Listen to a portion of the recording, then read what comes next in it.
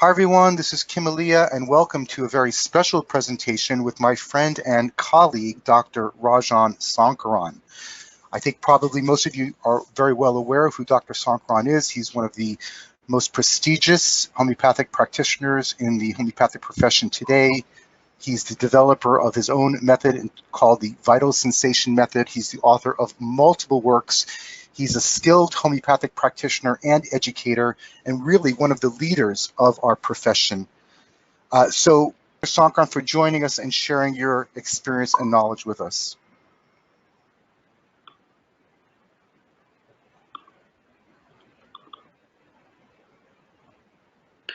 Thank you, Kim, for that introduction.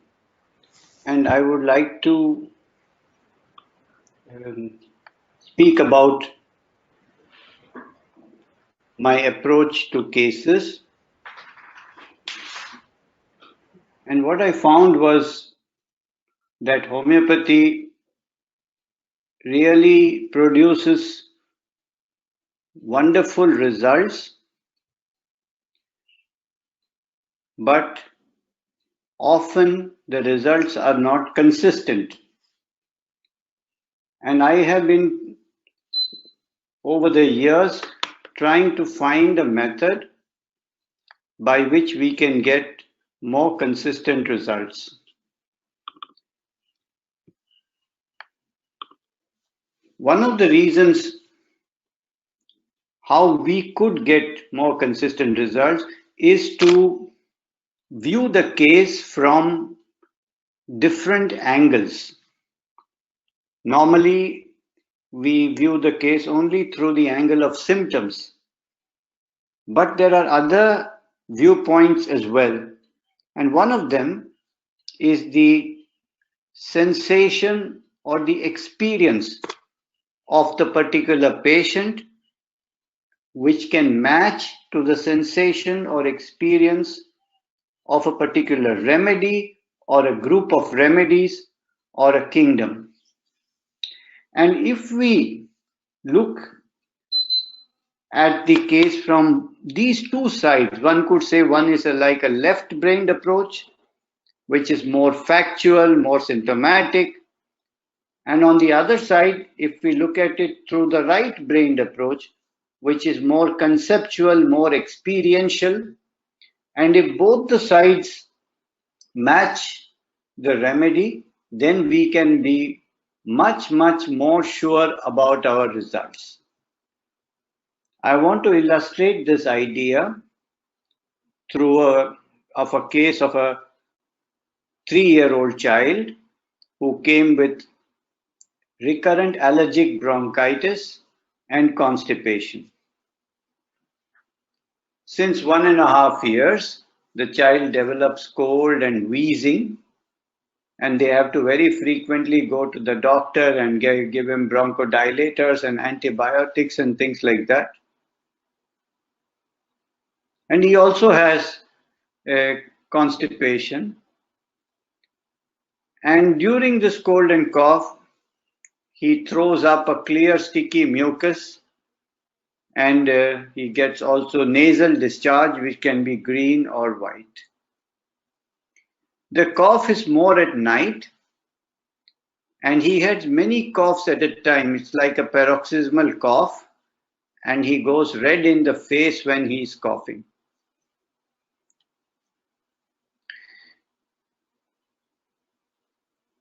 What is it that triggers the cough? What is it that triggers his allergy?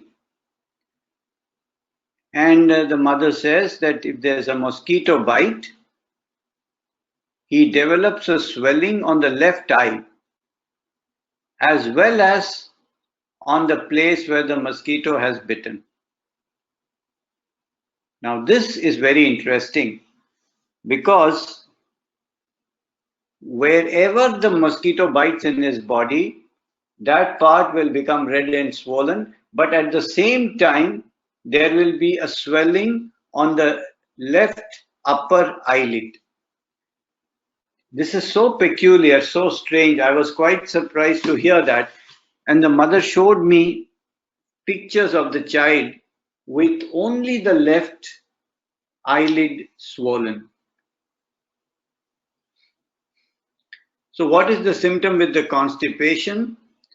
And she says that the stool comes out and it goes back, and he's so scared of passing the stool because it is so painful. What more about him? He sweats a lot, only around the hairline. He likes to listen to things. He's very sensitive to other people's emotions. And he likes to come and cuddle a lot and to be very loving and affectionate. And what is it that he's sensitive to? What affects him a lot is when anybody goes away from him, like any visitor, his grandparent or a friend, whoever it is, when they go away, he's very, very affected by this. Also, he doesn't like to be in a crowd or with noise, and he only likes to be with known people. He likes to cling on or hold on or be in the lap of somebody, and especially he wants to be with familiar people and familiar places, and he's quite uncomfortable in the unknown. More about the child. So he loves to dance and he loves to read.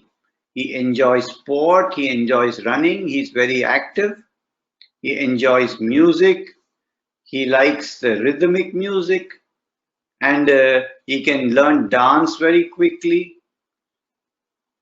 And when somebody is unwell or even emotionally not well, he somehow senses it, and he comes and cuddles them, and he's very affectionate to them. What are his main fears?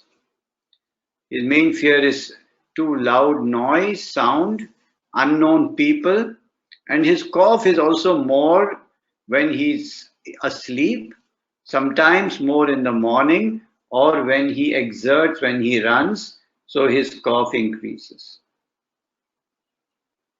Now, this is the information we have about the child. We have information about his allergy, his cough, his constipation, his nature, his perspiration, his sensitivities, his fears.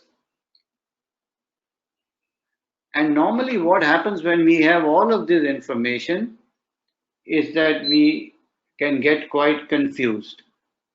And when we get confused, what we do is we often pick that which is familiar and then jump to a particular remedy. For example, we may say, he's very affectionate, so he could be phosphorus, or he's sensitive to music and dancing, maybe he needs tarantula, he needs carcinosin, So we hold on to something that we know and we try to make the case fit into that particular remedy. And this is where we make our biggest mistakes. One of the things that in children's cases that we find very, very useful is the mother's history during the pregnancy. And here you can see the mother's nature in pregnancy. It says, what affects the mother the most in her nature? It is to say goodbye. And what is the experience of this goodbye? She says, it's a sense of loss. So when we see the mother's nature, and especially the nature during pregnancy, we are able to trace some similarities to the nature of the child, because the main sensitivity of the child is when somebody goes away from him, when he has to say goodbye. So this is very interesting. And so what we now have to understand is that we need a remedy in which one of the main ideas has to be, or the main experience has to be, the sense of somebody leaving and the sensitivity to this particular situation.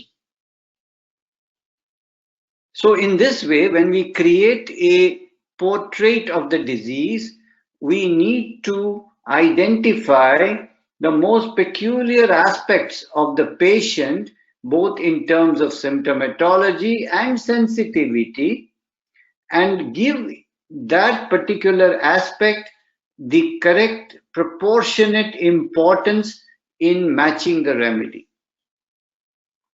This is the main secret that I learned. So from this, we understand that what we need in the remedy is this idea of the sensitivity to separation.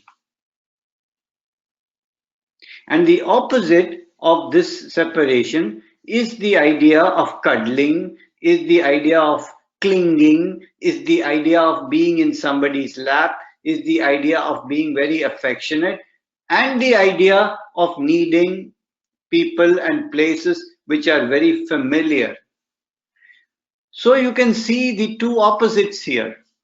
The one is the clinging, the holding on, the affectionate, the hugging, the cuddling, and on the other side, the separation, the moving away.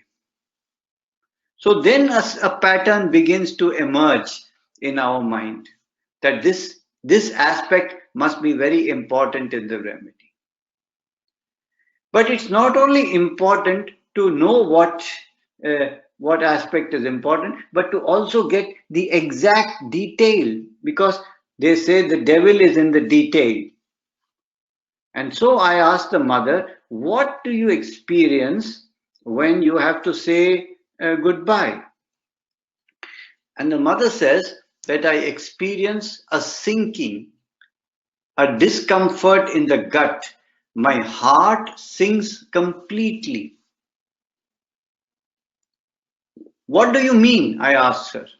Can you explain this sensation a little bit more? She says it's a feeling in the chest, like a weight has been put on the chest. I can't breathe, as if some big amount of weight has been put on the chest. And I ask her, where exactly do you feel this weight? And she says, it's right in the middle of the chest. And she points to her sternum, right in the middle of the chest, and it's very close to the heart. You see, I was talking with some of my colleagues and my students yesterday, and I said something to them. I said, you have to see homeopathic case taking as an adventure. You should not try to classify the patient into the remedies that you know. The idea is the exploration of what exactly is this particular individual experiencing. That's the whole adventure, isn't it?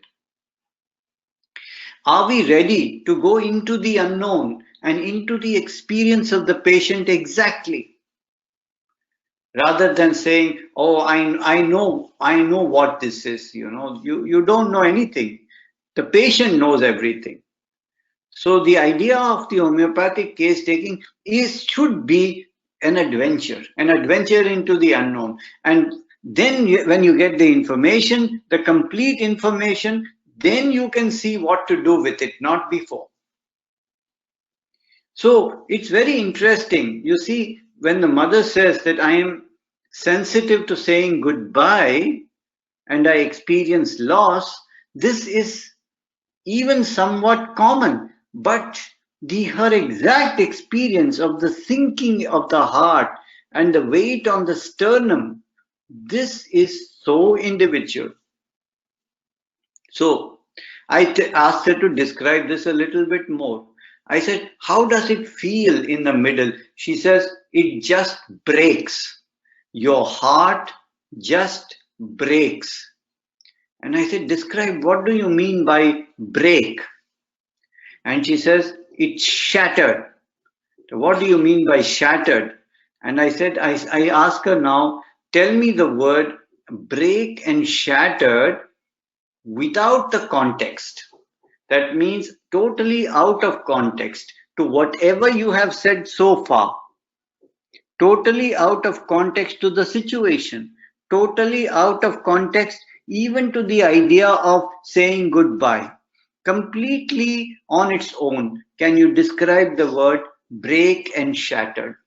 This is a form of questioning which really yields results, because when the patient is giving the experience and a word comes up which is unexpected, I mean, why would somebody say break and shattered here?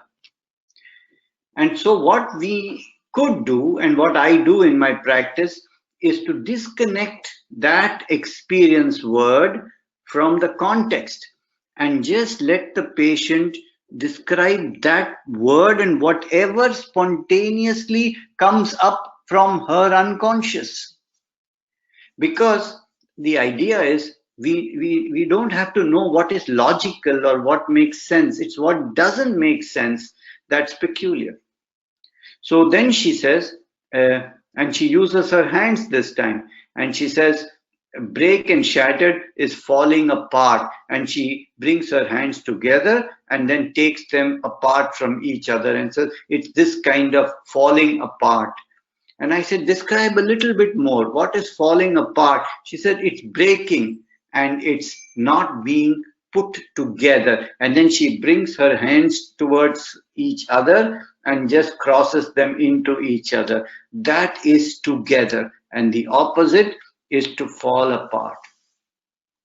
So in some sense, at a conscious level, she has a grief of loss or grief of saying goodbye or grief of parting with someone or separating from someone, whatever it is at a logical mind. But at a subconscious mind, at a deeper level, the idea is this coming together and going apart. This is what she senses or experiences in her sensitive situation. And from this experience of the mother, because the child is sensitive to almost exactly the same situation, we can almost assume that the child experiences this sensation of something coming together and something going apart as his main idea. Having now this information from the mother also and from the child, we can analyze the case using the 8-box method. Well, the 8-box method is just a fancy name for looking at the case through 8 windows. Now you have to imagine that there is like an octagonal room which has 8 windows on each side, and there is a man sitting in the middle or anywhere in the room, and you have to look through each of these windows to identify him. So you go from one window, you can see a part of him from one side. You make a kind of assumption, maybe he is Jack, you know. And then you go to the second window, the third window, the fourth window, and you look at the same man from different angles. And when you looked at him from all the angles, you can be sure that whether it is Jack or John or whoever it is. The 8 windows that we have in homeopathy are as follows. We have the window of the pathology or the diagnosis or the organ affected, because some remedies have affinity for some pathology and some organs. Then the chief complaint with its location, sensation, modality, and concomitant, with the peculiar symptoms of the patient.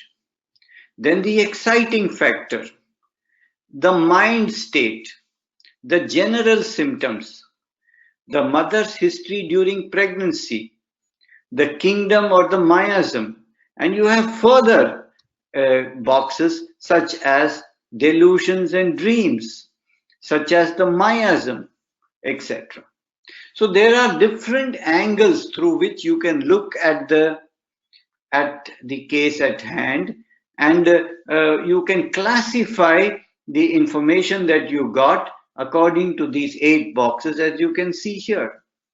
So you can see in this case, we have the pathology or the diagnosis of allergic bronchitis, and a strong tendency to histaminic reaction, because when the mosquito bites him, he develops a big swelling, not only there, but also on the eyelid.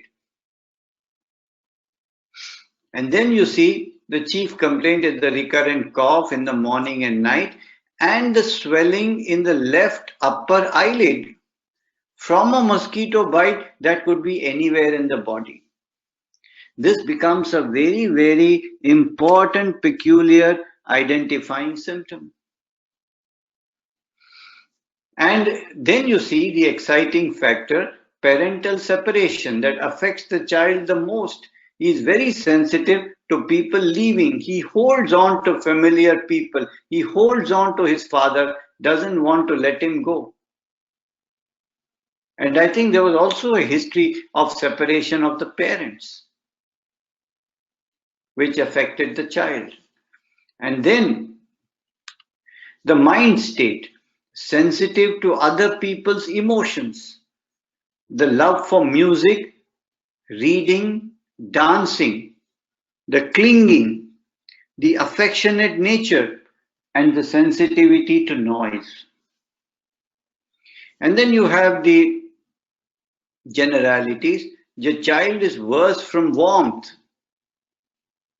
The child is worse from uncovering. The child craves for cakes and pastries, especially chocolate. In the mother's history during pregnancy was also increased sexual desire, and also this sensation which she described in the middle of the chest as if there is something heavy. During pregnancy, she craved for chocolates and cakes and for cold water. And the mother's experience was the sinking, the weight, and then the idea of coming together or falling apart, which she described as breaking or shattering. So from all of this information, what we need to do is to identify one of that seems to be the clearest and the surest in the case. And what I understood in this case, the clearest and the surest thing that also related the mother and the child was the idea of attachment, of being together, the wanting to cling on, the wanting to hold on to the familiar.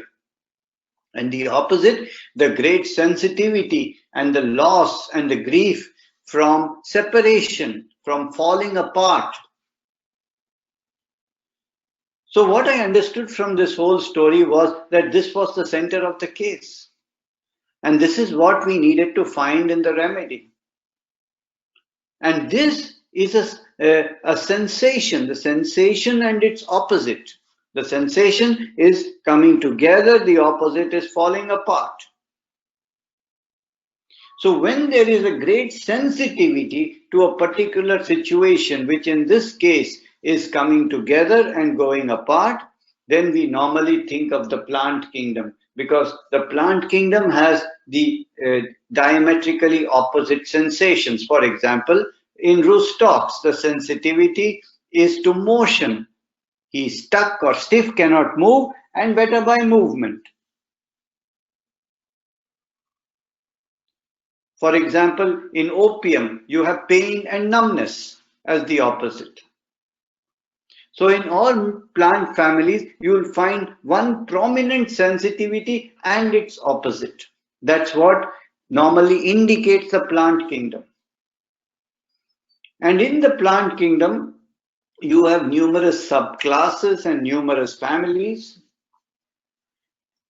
And this particular sensitivity to hold on, cling on, and the opposite, which is to separate or fall apart, it lies in the family of chocolate, which is the Malvales. So that's what I understood, that we need a remedy from the family Malvales. My friend Jeremy Sher did a very beautiful proving of chocolate, in which the main symbol of the prover was the hedgehog. One prover always thought about hedgehog, dreamed of hedgehog, even felt she was a hedgehog. And when Jeremy tried to understand what a hedgehog really means, he found out that hedgehog is a mammal which is nursing the baby, and the baby is clinging and attached to the mother very, very, very, very much. And suddenly, very, very suddenly, abruptly, the mother hedgehog just turns her back to the baby, and the baby is not allowed to hold on anymore.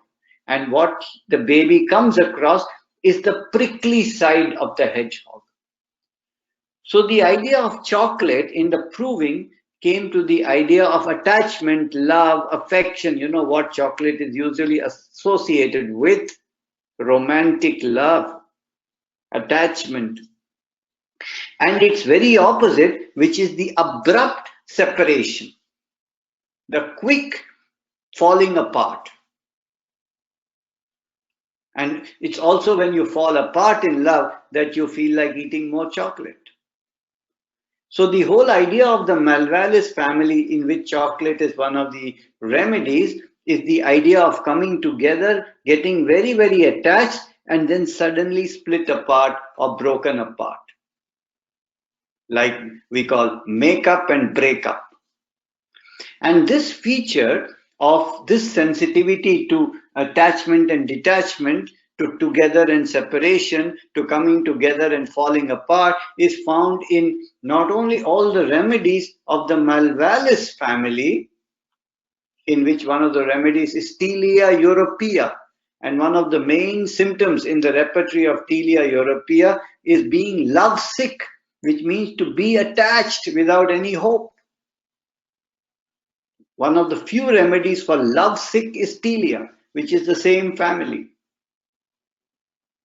And not only is the idea of this together and separate found in Malvales, but a very similar idea of wanting stability, of wanting to be in the home, wanting to be in the familiar place, is found in the entire subclass, which is called the Dilinidae. And you will find this in the other orders and families of Dilinidae. So it's very, very interesting to study the subclasses and the plant kingdom, and in this way. What is it that relates a whole family of remedies or a whole subclass of families? So this is what I understood from the case, that this child needs a remedy from the Malvales. And then with this idea, when we look at the peculiar symptom, now I'm taking you to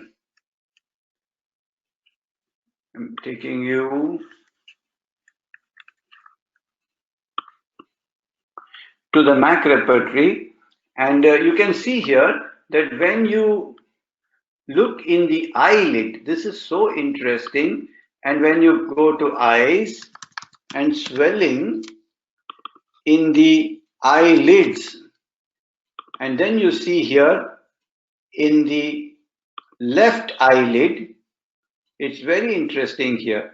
And let us see if we can get even upper eyelids and left. And you find there are 11 remedies. And interestingly, one of them is from the Malvales family, which is kola nut.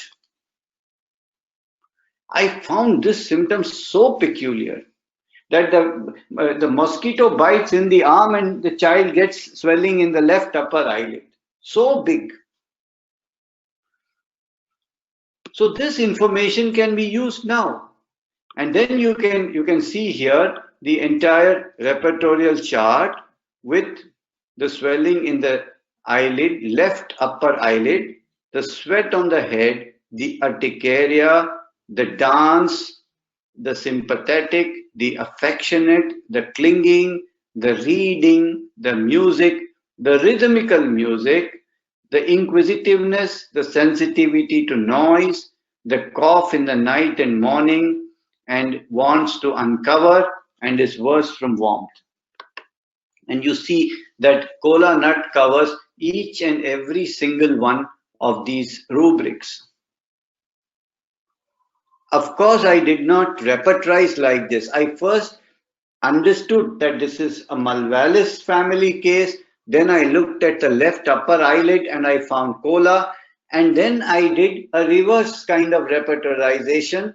From the Mac repertory, there is a particular feature in the software that says that let me see all the rubrics of kola nut in the repertory. And from that, I saw that almost every symptom of the child is in the remedy kola nut. I just cross-checked, and it was quite amazing to see how beautifully it covers the case. And then when we look at the mother's history during pregnancy, she had increased sexual desire, she felt forsaken, she likes chocolate, cakes and pastries and cold drinks. And when you check all these symptoms, you find only two remedies have all of them, China and kola nut. So not only is the experience of the mother, but also her cravings, her mind symptoms. And what is most interesting is that when you see the, I'll show you a little bit later, when you see the system, when you see the kingdoms and the Malvales. The Malvales, the keywords are attach, attachment, join, bind, bound, bond, connect, together. And then the opposite is detach, apart, disconnected, take apart, estranged. This is the sensation words of the Malvales. And the active reaction is to be communicative, affectionate, tender, caring, warm, friendly. And the other side is estranged, indifferent. Falling in love is one of the themes of this particular family. And so you can see this in a picture form, what is Malvales. The falling in love, the caring, the kind, affectionate, linking, uniting, connecting, binding, being a part of, to have a relationship. And the opposite, severed, estranged, broken, split, divided, not together, and so forth.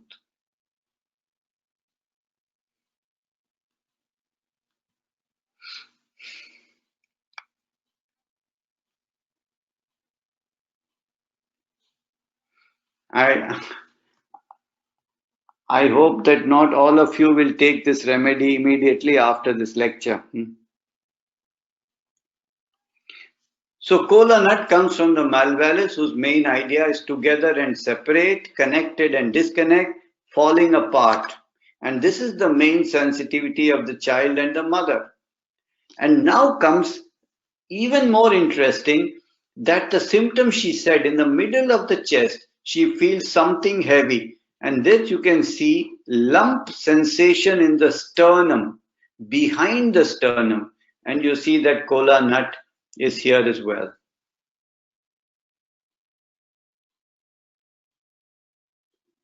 So somewhere this is represented also. May not be in the exact word, but it's very similar. So the remedy that was prescribed was kola nut, 1 potency. And what happened in 3 months? The constipation is much better.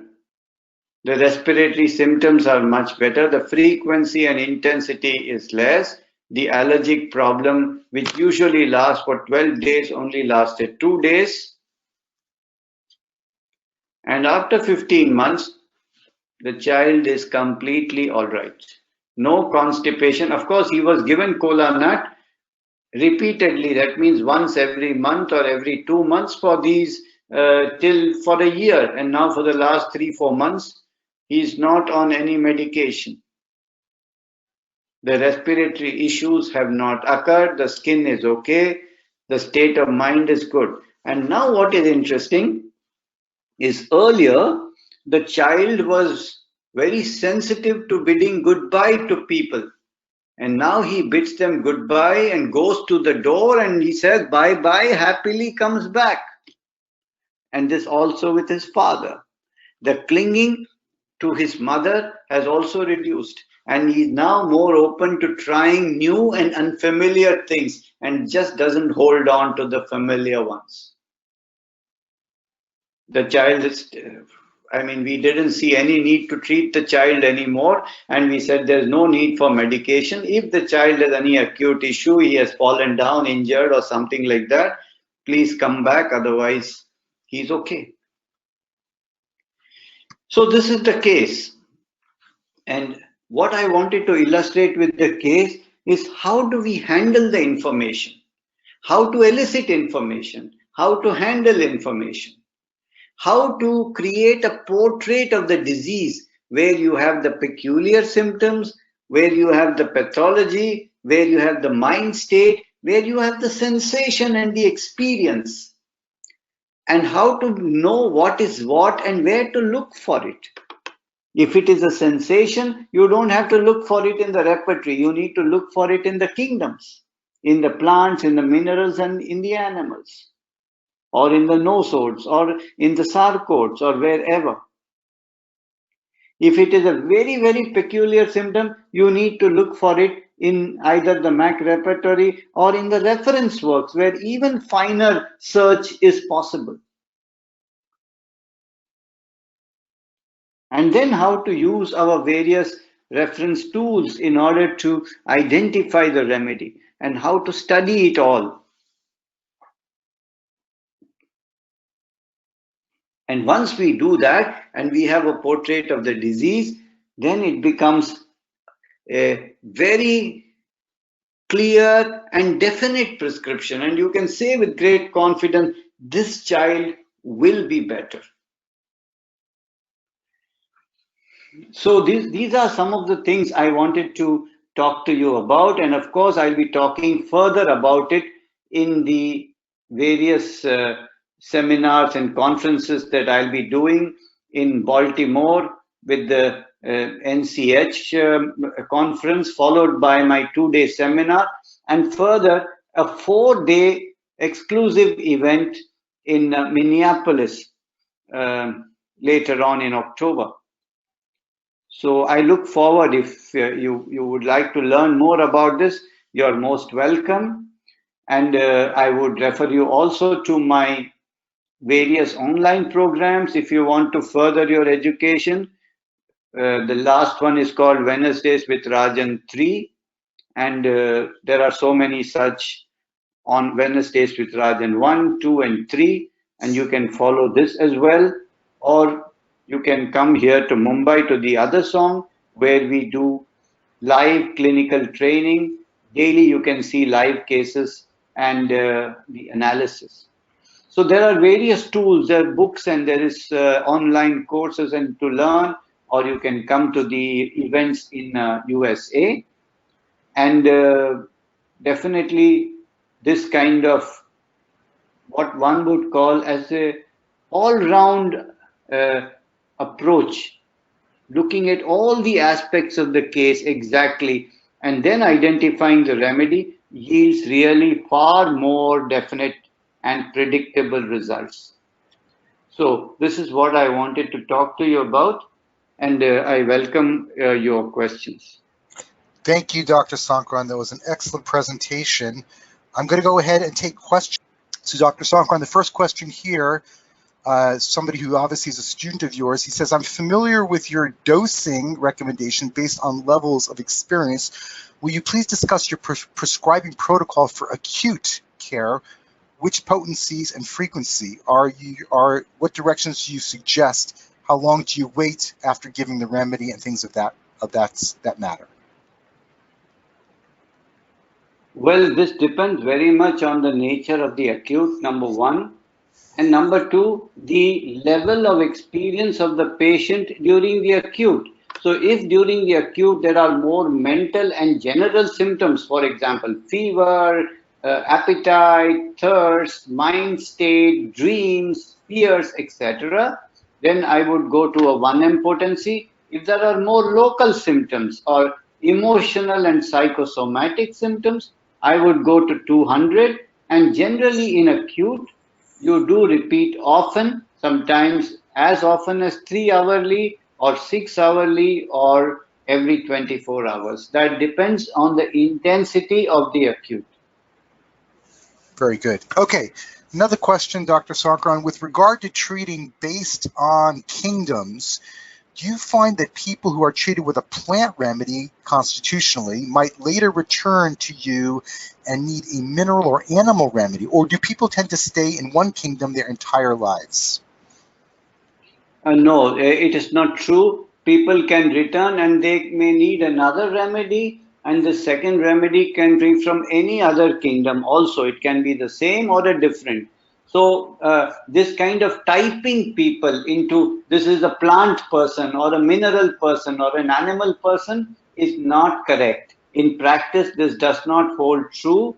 What holds true is the state of the person at that particular moment is an animal state, plant, or a mineral state. And when he comes back, there could be a change of state, and that could be from any other kingdom or any other miasm. The only other thing is that we found also that there is a kind of a correspondence between animals, minerals, and plants. As a simple example, for example, we find that people who are in the row 2 of the periodic table, like lithium, beryllium, boron, carbon, nitrogen, oxygen, they have features that look like a mollusk, which is inside the womb or inside a shell. And the second row people feel they are inside a womb. It's not too very different in the actual experience. Only a deeper investigation can differentiate. So there are correspondences also. So to type a patient into a particular kingdom for his whole life does not hold true in practice. Dr. Sankaran, another question here is, somebody asked, did the mother take cola also? Well, the fact is, in this case, the mother never came to me for consultation, so she did not get any remedy yet. Okay. Somebody here, there's a lot of questions about posology, and there's a lot of questions about your use. Do you use the Q potencies at all? What are referred to as the LM potencies? I prefer to call them Q because it's a more correct terminology. But do you use the Q or LM potencies at all in your practice? And if so, how do you use those, and in what situations? Well, I use them almost in every patient, and the repetition is once in a day. And the Q potency that I use also depends on which level the patient is in. So I use Q2, 4, 6, 8, and 10 according to the level of the patient as 1, 2, 3, 4, or 5. And when I say level 4, it is again the idea of having the prominence of mental and general symptoms. Level 5, the prominence is in the sensation. Level 3 in psychosomatic symptoms. Level 2 in local symptoms. And level 1 in the pathology. So where is the prominence of the symptoms? That determines the level, and that determines which is the centesimal potency I use and the corresponding Q potency. Great. There's an interesting comment here. I've never seen this before. There's some people here in Afghanistan who are trying to establish homeopathy in that country, and they want assistance from us. So, and they've left contact information. So that's fantastic. Of course, we would like to spread homeopathy throughout the world. And if there's interest in that particular country, we will absolutely contact you and see what we can do to help bring this incredible art and science to the people of your nation. Dr. Sankaran, another question here that's been coming up a lot has to do about how you perceive these sensations in people. And they're curious if during these conferences, because people say they have difficulty understanding how to elicit the sensation. Is this something that you'll be focusing on during your seminars? Absolutely, because this is the crux of the art, isn't it? I mean, I'll give you a very simple example. Suppose you say, ask a person, what is it that affects you? And he says, well, when I get, for example, a business loss or a financial crisis, then I get very stressed. So this is the emotional level. Then we have got to take him there from here into the perception, which is the delusion level. How do you see this loss? And then there is a perception that comes. Maybe it's a perception of absolute poverty. I'm on the streets and I'm begging, and nobody's there to help me. This is the perception level.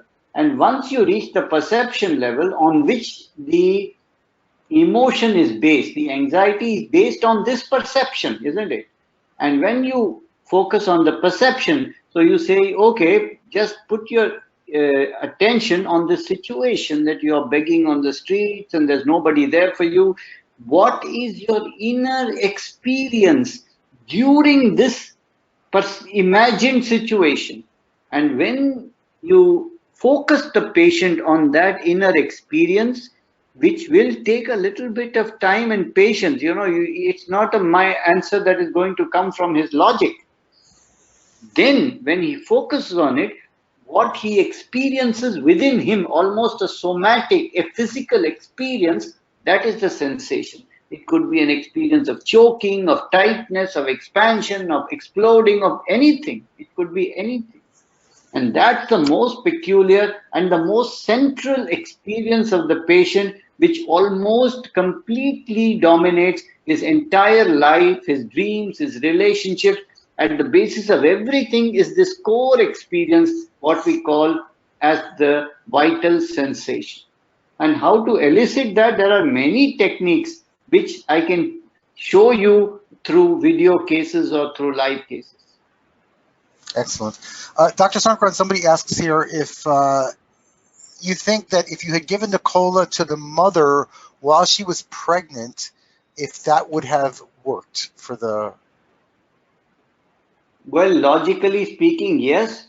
When we treat the mother during the pregnancy, we definitely have the possibility of influencing the child's health in a very positive manner. There is no doubt about that. Okay, good. Another question here. This is a very repeated question here, and it relates actually to the earlier question that somebody asked. And the person is asking, in what percentage of your cases do you find that it's really just one remedy that's required throughout the entire person's life? Maybe, I guess if there's an acute or something, maybe you'll need a different remedy, but for their basic chronic care, what percentage of cases do you find just one remedy is indicated versus maybe a series of remedies over a period of time? Well, the percentage is in the minority. It's a small percentage. The majority of the cases need the same remedy for a prolonged period of time, maybe a year, 2 years, 3 years, 4 years. But after that time, the remedies do tend to change. I've been now practicing for nearly, God knows, 35 years or something. So I have patients who have been following me for the last 20, 25, 30 years. So I know that people require a similar remedy for a pretty long period. It can be years, it can be 4, 5, 6 years. But a good majority of patients need changes of remedy.